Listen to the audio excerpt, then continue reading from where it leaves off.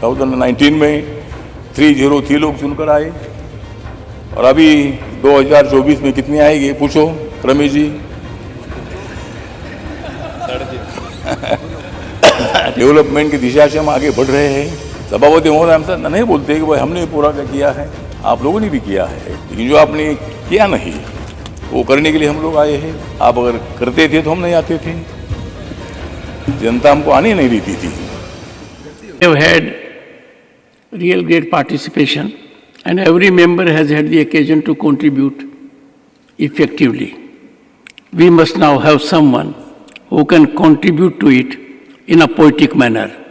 I now call upon Shri Ramdas Athavale as the last speaker on this issue.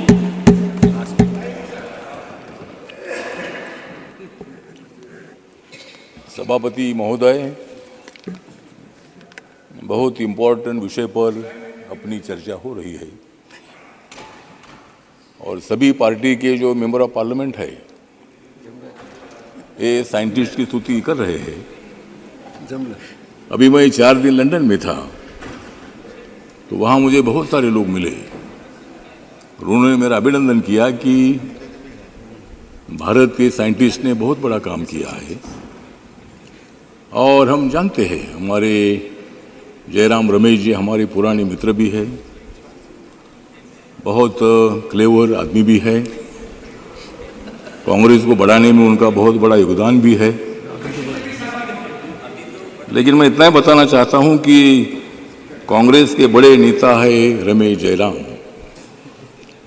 Congress के बड़े नेता है रमेश जयराम, लेकिन सभी का आपने नाम लिया, लेकिन आपने नहीं लिया नरेंद्र मोदी जी का नाम।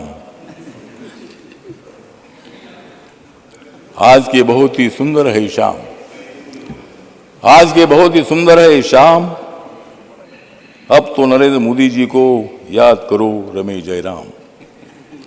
हम जानते हैं कि इसमें पूरा साइंटिस्ट का हिस्सा है। आदरणीय जवाहरलाल नेहरू जी ने इसरो की स्थापना की है, ये पूरा इतिहास है। साइंटिस्ट ने बहुत बड़ी कोशिश की, लेकिन चंद्र पर चांद पर जाने की सफलता अपने को नहीं मिली थी। लेकिन आदरणीय नरेंद्र मोदी जी के नेतृत्व में जब अपना देश काम कर रहा है, तब जो चंद्रयान 2 था, तब हम सब लोग तो देख रहे थे, एकदम चांद पर उतरते उतरते थोड़ी सी गलती से वो चंद्रयान वहां नहीं पहुंचा। लेकिन 1 साल बाद ही हमारे साइंटिस्ट ने बहुत बड़ी कोशिश की और उन्होंने पूरी प्रतिज्ञा की थी इस वक्त भारत का चंद्रयान जरूर चांद पर पहुंचेगा। और जब चंद्रयान 2 में हम सफल नहीं हुए थे तो माननीय नरेंद्र मोदी जी ने बेंगलोर में जाकर उनका अभिनंदन किया था। आपने डरो मत, मैं आपके साथ हूं और चंद्रयान 3 की तैयारी करो। और चंद्रयान 3 अपना सफल हुआ है। जो भारत अभी पूरे दुनिया भर में भारत का नाम है, पहले भी नाम था लेकिन अभी और ज़्यादा बढ़ गया है। और इसीलिए मुझे लगता है कि इसमें राजनीति करने की बिल्कुल आवश्यकता नहीं है। सभापति महोदय, जो होता है उसमें सभी लोगों ने सहयोग करना चाहिए। जब नरेंद्र मोदी जी के कार्यकाल में हुआ है, उन्होंने मतलब उसमें 13,500 करोड़ रुपए इस चंद्रयान के लिए उन्होंने दे दिए थे और उसमें मतलब नाम लेने में क्या दिक्कत है। रमेश जयराम तो आदरणीय नेता है और आपने मोदी साहब का नाम लिया नहीं। आप मत ले लो, आप नहीं लेते, लेकिन हम लोग ले लिए, जनता ले रही है, इसलिए ठीक बात है, वो बात नहीं है।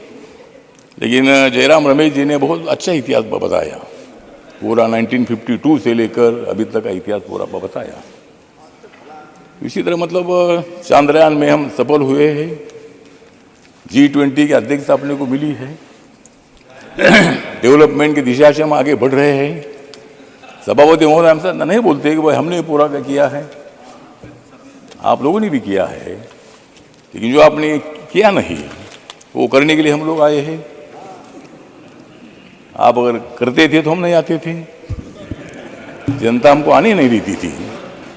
तो इसीलिए मतलब ठीक बात है, सत्ता जनता जो तय करती है उनको सत्ता मिलती है। भारतीय जनता पार्टी के 1982 में दो एमपी थे। अटल जी के टाइम पर 182 लोग चुनकर आए। नरेंद्र मोदी साहब के टाइम पर 2014 में 282 लोग चुनकर आए। 2019 में 303 लोग चुनकर आए। और अभी 2024 में कितने आएंगे पूछो रमेश जी?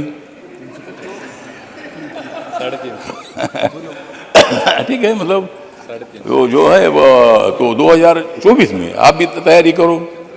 आप जितने लोगों को इकट्ठा करना है उतना करो। तुम नेताओं को इकट्ठा करो, हम जनता को इकट्ठा कर रहे हैं। Thank you, thank you, thank you honourable minister, thank you. नहीं ठीक है ना, उनको भी अधिकार है, उनको सत्ता में आने का अधिकार है। आप 60 साल तक सत्ता में रहे, मैं भी आपके साथ रहा हूँ। तो इसीलिए मुझे लगता है कि लोकतंत्र में जिनको जनता उनके साथ जाती है उनको सत्ता मिलती है। आपने कई नेताओं को आपने एक साथ लाया है, हमको ज़्यादा नेताओं को साथ में लाने की जरूरी नहीं है, क्योंकि और भी ज़्यादा पार्टियों को ले लेंगे तो टिकट देना मुश्किल हो जाएगा। Thank you, thank you. नहीं ठीक है ना, मतलब ज़्यादा हमको पार्टियों की जरूरी नहीं है। हमारी ताकत है बीजेपी के साथ मेरी आरपीआई बाबा साहब अम्बेडकर जी की पार्टी है। गांव-गांव में मेरी पार्टी की शाखाएं है। मेरे पार्टी की कितनी एमपी है मत पूछो, लेकिन मेरे पार्टी का एक भी एमपी नहीं है। मैं लोकसभा में चुनकर आता था। मैंने 2014 में जब मैं मोदी साहब के साथ आया तब अगर मैं आग्रह करता था कि मुझे लोकसभा में लड़ना है, मैं 3 बार लोकसभा में चुनकर आया था। चौथी बार मैं शिरडी से हारा था। तो मैंने सोचा कि और 5 साल के बाद क्षेत्र बदलना ठीक नहीं है, इसीलिए मैंने बीजेपी के पास मैंने राज्यसभा मांगी और बीजेपी ने मुझे राज्यसभा दी। नहीं तो मैं लोकसभा में आता था। लेकिन मैं राज्यसभा में आने के बावजूद भी माननीय नरेंद्र मोदी जी ने मुझे उनके मंत्रिमंडल में ले लिया है। Thank you. और सामाजिक न्याय और अधिकारिता मंत्रालय की जिम्मेदारी। Thank you, thank you, thank you. इसीलिए ठीक बात है, तो इसीलिए थैंक यू। ठीक बात है, तो इसीलिए हम सब लोग जो है हमारी 2024 की तैयारी चल रही है। और हम thank you, thank you, thank you honourable minister, honourable members, honourable members, we now come to end of a very fruitful and constructive discussion on the